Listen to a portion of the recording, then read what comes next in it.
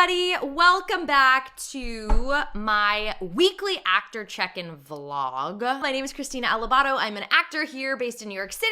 I do Broadway, I do theater, I do voiceover, I do movies and television. For those of you that are new to my channel and new to this vlog, welcome to my channel and welcome to my weekly vlog.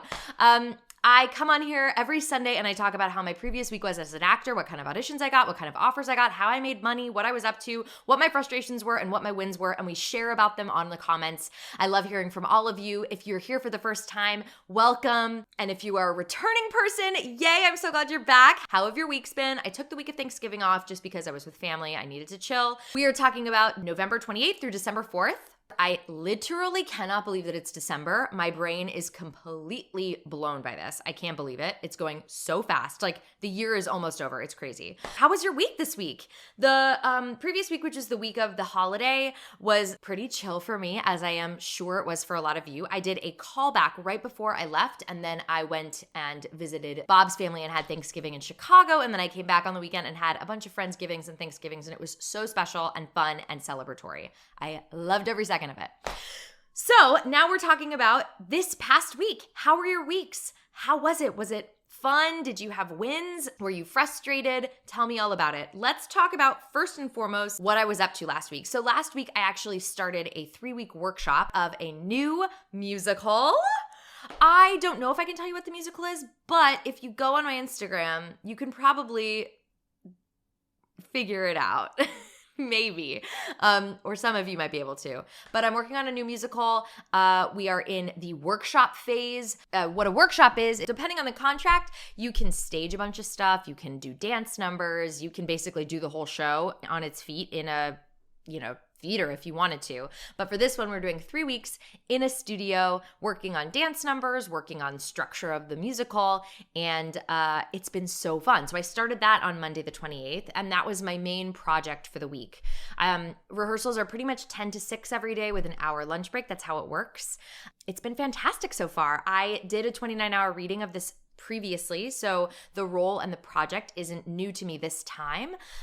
So it's been really fun to jump back in and get the luxury of working on this for 3 weeks. I'm so excited. So I was at rehearsal every day, Monday, Tuesday, Wednesday, Thursday, Friday, Saturday. Today is my day off. We do work 6 days a week. That's very normal for a theater actor. We don't get weekends. We just get our one day off, and my day off is Sunday, which is today. So happy to have my day off today. I danced a little this week, which was like a little scary for me and also okay.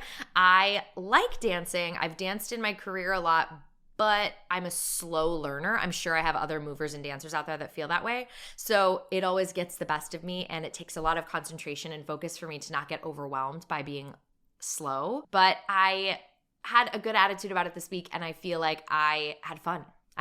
And the dancers in this workshop are incredible, and our choreographer is amazing, and it's so fun to watch and be a part of. That was my main project this week. That's also how I made money. I also talk a lot on here. I like to talk about how I make money in the week as an actor. So that workshop is great. Let's talk about my auditions last week. Let's talk about legit auditions first for my auditions. For those of you that are new, a legit audition just means that it's TV, film, or theater. It's not a commercial audition. So those are what legit auditions are. So this week I had a total of 1 legit audition. I actually just did it today. I had an audition for a guest star on a television show. So I did that. It was like 8 pages of sides. I got it a couple of days ago. Again, it's always really fast turnaround with the television auditions. So I got that done today. It's due actually on Tuesday. So I got it done a little early, which is great. So 1 legit audition. I had 4 voiceover auditions, 2 commercial auditions, and 2 animation auditions. I had to pass on the commercial auditions because usually commercial auditions in voiceover land, the booking of it is rather quick. Like it happens pretty quickly. So I'm not available for bookings for commercials for the next 2 weeks because I'm doing the workshop of the musical. So I had to pass on those 2, but I did get to audition for my 2 animations that came in because usually that those bookings happen later on. It's not so fast of a turnaround like commercials are. So I did my 2 animation auditions. What else? And I got an offer this week. So that was a huge win for me. I got an offer to do a project that I can't talk about at all yet. I can't even tell you what kind of project it is, but I got an offer to work for a nice amount of time, and I can't wait to tell you what it is. So that happened this week, and I'm so excited. I'm so happy about it, and I can't wait to tell you about it. Other than that, some other things that happened. Again, actors are sort of gig workers, so I had a really fun corporate event. Bob and I actually got hired by Anthropology through Broadway Booker to do a scene at an influencer dinner that they were having for their advent calendar. And so Bob and I got to spend Tuesday night at the Anthropology by Rockefeller Center, and we did a really fun scene. They dressed me up in Anthropology clothes. We were sort of like an old 1950s couple in New York, and we got to do a really fun bit together, and it was really fun. So that was a corporate event. That's really good money. So again, another way that I made money as an actor this week. I also sang at the Rhinebeck Writers Donor event, where they raise money for the Rhinebeck Writers Retreat. I got to sing a song by Benjamin Velez, who wrote Kiss My Aztec, from a new musical he's writing with Joelle Perez, my co-star from Kiss My Aztec, and it was so fun to see those guys again and to sing their amazing song, which was a great night. And yeah, so those were kind of all of my odd jobs from the week. I also got an avail check for an animation that I recur on, so I'll be recording that soon. I also had 2 private coachings. And yeah, so that was my week as an actor, as a working actor, as a gig worker, and it was a pretty great week. Tell me about your wins. What were your wins last week? And what were your challenges? What were you frustrated by? I want to hear about all of it. I hope that you had a productive week regardless. And I hope that next week is even more productive and fun and that you face your challenges head on. So I hope you do that next week. Okay, I'm going to answer a couple of questions. The first question comes from Michael Friedman. Michael asks, I know a bunch of people who were set on being a full-time professional actor, singer, performer, but weren't finding success and decided to pursue some other careers instead. Did you ever consider other career paths? How did you make the assessment to keep at this one, and how did you know it was the right move for you? Yeah, this is a great question, Michael. And for all of my actors out there who are pursuing this, who are doing this, all of that, I think I never considered a different career path for myself. I always was very focused on this being what I wanted and the thing that I was going to continue working towards. As I got more into this as a career and a profession, I realized that looked very different than my high school mind thought it would be and my younger self thought it would be. Meaning, I think in our heads when we're younger, we think, okay, when I'm a professional actor, I'm going to go from job to job to job, and I'm just going to keep working, and I'm going to be on stage all the time. I'm going to be just like, I'm going to be on Broadway. Once I get to Broadway, I'm going to be on Broadway all the time. Once I get that TV show, I'm going to be on TV all that time. Once I get that voiceover. And it's not like that at all. I think that one of the reasons that I haven't chosen a different career path is because I have found all of the things I can do within this career to allow me to make money when I'm not working those big jobs, which happens all the time. Again, I always say this, I've been in the Broadway world for 13 years, and I've been on Broadway maybe 3 of the 13 years. So how am I surviving? How have I made this life for myself with that? So we have to ask ourselves those questions. So I think what I did was I started acting like the CEO of my own corporation and asking myself, okay, what is my budget this year? How am I going to make the money I need to make? I'm not on a production contract this year. So how am I going to make ends meet to live in New York, to pay my bills, to have a good life, to save, right? Savings is really important. And I think the older I got, the more I realized there's a ton of things within being an actor that I can do to make money and to continue pushing harder and harder. One of those things being voiceover. I never thought I would be a voiceover actor. I didn't set out to do that. But once I got here, I said, hey, voice acting, I think I can do that. I'm interested in equipment and buying a microphone and learning. And so now that's a huge part of my career. And it's a big part of it. And it also helps me in between big jobs. It helps me make ends meet, all that stuff. It's also a part of my job. So I think when you're thinking about your career, if you're a Broadway actor, for instance, you need to be thinking wider than Broadway, way wider than Broadway, because there's only so many shows right for you each season. And it's hard to book work for anybody. For your biggest Broadway favorites to the newbies here, it's difficult to book work consistently. And so I think networking is a huge part of that. Like I just showed you this week, I did coaching. I did an industrial where I was hired to do a corporate event. I did a concert where I sang a song for a composer. That is all paid work. So I'm making all this different money and I'm also doing this lab. And I'm not on Broadway right now. You guys know I'm not in a big show. I'm not on a big TV show. I'm scrapping it together. But the reason is that I've spent years building this huge community of people and skills that I have to continue pursuing the bigger jobs while also sustaining myself in the business.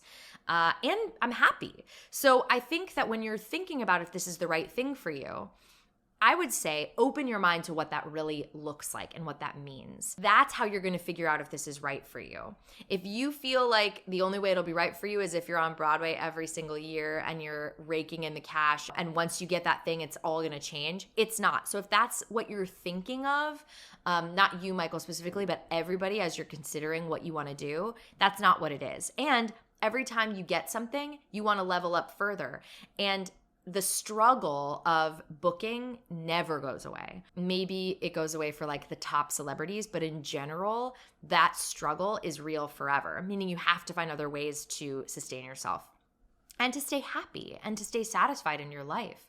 So that's what I say about that. I also think that in the most realist terms, I think there's a certain point where we all have to ask ourselves, am I competitive? And I think one of the ways that I assessed that I was doing the career that I should be doing is that I felt competitive. I felt like I was competing at a high level and I felt like I was succeeding in a lot of ways. And that didn't necessarily mean booking. That meant getting callbacks or getting called back in by a casting director or signing with an agent or whatever. I'm not saying you have to get those things to feel like you're doing the right thing. But to me, as I self-assess as the CEO, okay, I'm competitive. I can stay at this and feel like I'm operating at a high level and that a job will come because I am equipped enough, talented enough, and hardworking enough to like keep this going. I do think that there's a self-reflection in that can be challenging because no one's going to tell you if you're good enough or not good enough to do this. You have to decide how competitive you feel and if you feel like you got what it takes. And if you decide after that assessment that you maybe don't want to do this, that's okay. There's also a ton of things you can do within the realm of theater and the performing arts and movies and television that have nothing to do with acting, but you're still completely involved in the world. So there's a lot to think about it, but I think that you are the only person that's going to know that answer, and no one's going to be able to tell you that. It's really up to you and where your heart lies and also where your talents lie. There's nothing shameful about deciding that you want to do something else. I feel like I have friends that are performing at the level I am that have decided like, I'm going to try something different. So you can't really know. And when you know, you know. And you can also always come back to this. You could take, maybe you're interested in doing something totally different than this and you go that direction for a while and maybe you see that it makes you happy or maybe you see that you miss performing and you come back to this. I feel like there's no finite decision that you have to make. And if you really want to push acting, you push it. And if you want to take a break, you take a break. You just need to do what makes your heart happy. So Prince of SD asked, how do you maintain your cool when working with someone that is well-known and admired? Or better yet, how do you maintain your cool when you spot a celebrity in the house? This is a great question. This is pertaining to John Leguizamo specifically, but I'm sure you're talking about other things as well. This was from my video that I posted about my out-of-town tryout video, which you all can watch if you haven't seen that yet. How do I maintain my cool? I mean, good question. It depends on who it is. I've met a ton of celebrities over my years doing this, and actors and creators that work at high levels, like Tina Fey when I was auditioning for Mean Girls. That was totally crazy to me. And John Leguizamo, I'm a huge fan of his. To be in a room with him and speaking his words, like, of course, like, I think how do I maintain my cool is that, like, I'm not afraid to be like, I'm a huge fan of yours. Thank you for having me here. I just did a movie with Heather Matarazzo, who played Lily in Princess Diaries, the movie. That is my favorite movie. And I went right up to her on the first day and I was like, I'm so excited to be working with you. I have to tell you, Princess Diaries is my favorite. I'm so excited to be doing this with you. I think that, like, we have to respect each other's boundaries. And I think that with celebrities and people that are at that level, you just want them to know that you're respectful of their space. And so I think that we kind of learn that we're all just humans and we're all doing the best we can. And I think it's okay to tell somebody that you really admire their work. I think that it can be a beautiful thing. I love when people come up to me and say, like, I love your YouTube channel. I had someone do that on the subway the other day and we sat together and we talked for a while because we're all just human beings. And so Yeah, there are certain celebrities though that I meet that I'm like, oh my God, I don't know what to say to them. And that's okay too. I think when you're working with someone in particular, it's important to establish respect and allowing that person to feel comfortable. I would never want anyone to feel uncomfortable that I'm like fangirling on them or something in the workplace, especially if we're going to be together for weeks and weeks on end. So you want to make people feel comfortable. As long as we always operate with grace and honesty, I think that's like how I feel like dealing with celebrities. And sometimes I get nervous and shy and I don't want to talk to them because I don't want to make them feel weird. But then it never makes me feel weird. So I'm like, well, I don't know. We just should. So that's how I do it. But when there's a celebrity in the audience, I mean, that's hard too. And they usually, like, the rule of thumb is you're not supposed to, company management and people don't tell you when someone important is in the audience because it can get in your head. Sometimes you hear about it, but sometimes you also see them. You're like, wait, is that Drew Barrymore in the 4th row? You learn to know that she's just her and she's gonna love the show, and they're just people too. So I kind of feel that way, but it does get nerve-wracking. I got a bunch of questions on my Kiss My Aztec video, but one of them was about breaking down the difference between readings and labs and workshops. I do that a little in these videos, but I am gonna make separate videos about each one of those things. So look out soon for a 29-hour reading video, exactly what that is, what it entails, what to expect if you get hired to do one or if you want to do one, and the same for workshops and labs. To give you insight and for everyone to really know what that is, what that looks like, so you know what to expect when you get hired to do one, which is exciting. Please keep commenting your wins, your frustrations, help each other out, talk to each other. I read it all. I respond when I can, and ask any questions you have about the industry, about the business, anything on your mind. Anyway, thank you so much for joining me. I hope you have a wonderful week next week. You know, get some of this stuff done before the end of the year so that we can all have a couple of weeks off and relax and take a much needed break.